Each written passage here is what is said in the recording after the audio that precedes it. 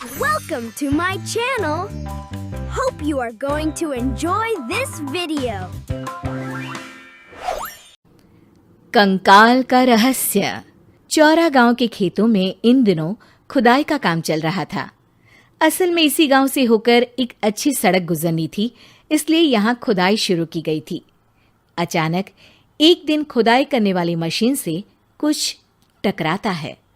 बाद में जब खोजबीन की जाती है तो वहां से 2 कंकाल मिलते हैं। पुलिस गांव के लोगों से पूछताछ शुरू करती है। आप लोगों को क्या लगता है ये किसके कंकाल हो सकते हैं? अरे साहब, हमें क्या पता ये किसके कंकाल है, आप ही लोग पता लगाइए। हम लोग तो बहुत ज़्यादा डरे हुए हैं। हाँ, हमारी फॉरेंसिक टीम अभी आ रही है। ये बताओ कि इस गांव के रहने वाला कोई जोड़ा गायब तो नहीं ना? क्योंकि शुरुआती जांच में तो ये बात सामने आ रही है कि एक कंकाल किसी पुरुष का है तो एक किसी महिला का। साहब, हमें तो बहुत डर लग रहा है। ऐसे कंकाल मिलने का मतलब गांव के आसपास ही किसी की हत्या हुई है या फिर किसी को जलाकर मार डाला गया है। हाँ साहब, हम अपने परिवार को लेकर बहुत ही ज्यादा परेशान हैं।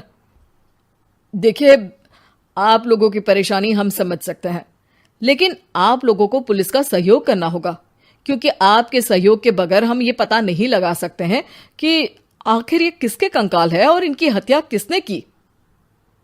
ठीक है साहब, गांव के लोग आपका पूरा सहयोग करेंगे।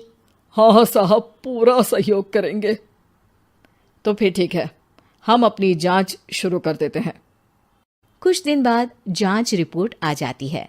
पता चलता है कि ये कंकाल करीब 20 साल पुराने हैं, यानी 20 साल पहले किसी जोड़े की हत्या कर शव को यहाँ पर दबा दिया गया था। इंस्पेक्टर राघव, ये बताओ कि 20 साल पहले की मर्डर मिस्ट्री क्या अब सुलझ सकती है? हाँ सर, क्यों नहीं। लेकिन अब सबूत और गवाह काफी मिट गए होंगे।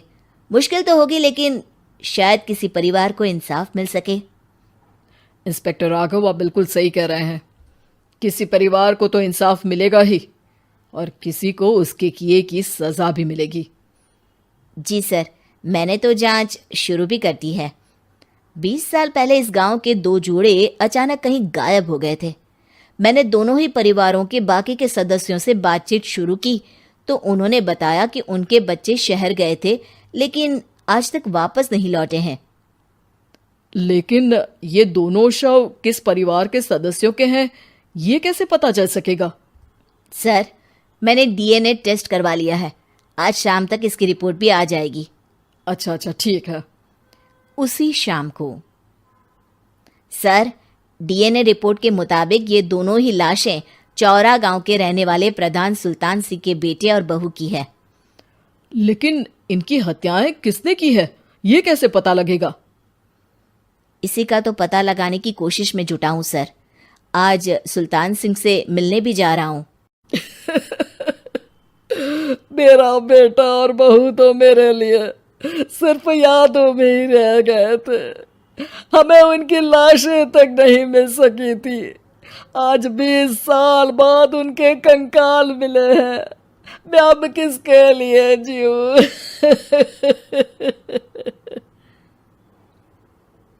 लेकिन सर, क्या आपकी किसी से कोई दुश्मनी थी? अपने बेटे बहू की हत्या के लिए आप किसे जिम्मेदार मान रहे हैं?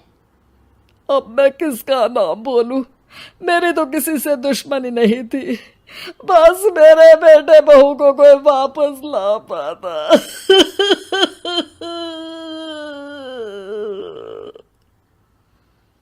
इसके बाद सुल्तान सिंह फूट फूट कर रोना शुरू कर देते हैं। सर, अब आप इनका अंतिम संस्कार करवा सकते हैं। कम से कम इनका शरीर ना सही, इनका कंकाल तो आपको मिला है। लेकिन हाँ, अगर आपको कुछ भी याद आए तो जरूर बताइएगा। मेरी तो बेटा अब उम्र हो गई है, लेकिन मेरे बेटे और बहू के हत्यारों का जरूर पता लगाइएगा, क्योंकि जब तक हत्यारे पकड़े नहीं जाएंगे मेरा मन नहीं मानेगा। सर, हमारी पूरी कोशिश रहेगी हत्यारे को पकड़ने की। लेकिन एक बात बताइए, उस वक्त आपको किस पर शक गया था? उस वक्त मेरे एक ड्राइवर को पकड़ा गया था, लेकिन सबूतों के अभाव में उसे छोड़ दिया गया था। अच्छा, और ड्राइवर पर कैसे शक हुआ था? क्योंकि उस दिन ड्राइवर छुट्टी पर था। उस समय लेकिन लाश क्यों नहीं मिल सकी थी? उस वक्त पुलिस ने बहुत कोशिश की थी, लेकिन दोनों की डेड बॉडी नहीं मिल सकी थी। ठीक है, हमारी तफ्तीश चल रही है, मैं फिर आऊंगा। इसके बाद इंस्पेक्टर वहां से चला जाता है और सुल्तान सिंह अपने बेटे और बहू की याद में खो जाते हैं। कुछ दिन बाद सुल्तान सर, एक बात बताइए, जब आपके बेटे बहू की हत्या हुई थी, उसी के आसपास आपके ही गांव का रहने वाला एक और जोड़ा उसी वक्त गायब हो गया था ना? हाँ सर, अलका और अभिषेक, वो भी मेरे बच्चों जैसे ही थे। तो फिर वो कहाँ है?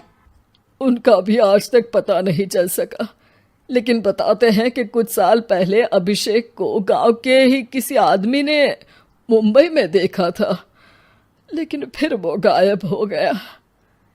यानी अभिषेक और अलका की हत्या नहीं हुई थी, बल्कि उन्होंने किसी वजह से खुद ही गांव छोड़ दिया था। हाँ, हो सकता है, क्योंकि अभिषेक मेरे बेटे संतोष का अच्छा दोस्त था और उसका मेरे घर भी आना जाना लगा रहता था। हो सकता है कि उसने मेरे बेटे और बहू के बारे में सुन लिया हो और ये गांव छोड़ दिया हो सकता है। उनके परिवार का कोई अब नहीं रहता क्या इस गांव में? अब तो कोई नहीं रहता। एक चाचा थे, लेकिन उन्होंने भी अपना पुश्तैनी मकान बेच दिया है। वो भी अब कहीं शहर में ही बस गए हैं। ओह, अभिषेक और अलका के बारे में भी पता लगाना होगा। हो सकता है कि वही इस हत्या के बारे में कुछ बता सके। हो तो सकता है, लेकिन वो बेचारे तो खुद ही वक्त के मारे थे, वो क्या बताएंगे। फिर भी सर, जब केस दोबारा खुला है तो जांच तो करनी ही पड़ेगी, और इस बार तो लाशें भी बरामद हुई है। कुछ दिन तक लगातार तफ्तीश चलती रही। एक दिन थाने से सुल्तान सिंह को फोन आता है। हाँ, कौन बोल रहा है? सर, मैं कांस्टेबल तुलाराम बोल रहा हूँ थाने से। आपको थाने आना पड़ेगा। थाने? लेकिन क्यों? सर, किसी की पहचान करवानी है। अच्छा ठीक है, मैं दोपहर तक पहुंचता हूँ। सुल्तान सिंह दोपहर में थाने पहुंचता है। कई पुलिस के अधिकारी वहां मौजूद रहते हैं। सर, आपके बेटे की हत्या का रहस्य आज शायद सुलझ जाए। अच्छा इंस्पेक्टर राघव, पर वो कैसे? सर, उस आदमी को देखिए, क्या वही अभिषेक है? सुल्तान सिंह की आंखों में हैरानी से आंसू आ जाते हैं। हाँ सर, यही अभिषेक है। ये आपको कहाँ से मिला? सिर्फ अभिषेक ही नहीं, बल्कि इसकी पत्नी अलका भी इसके साथ है।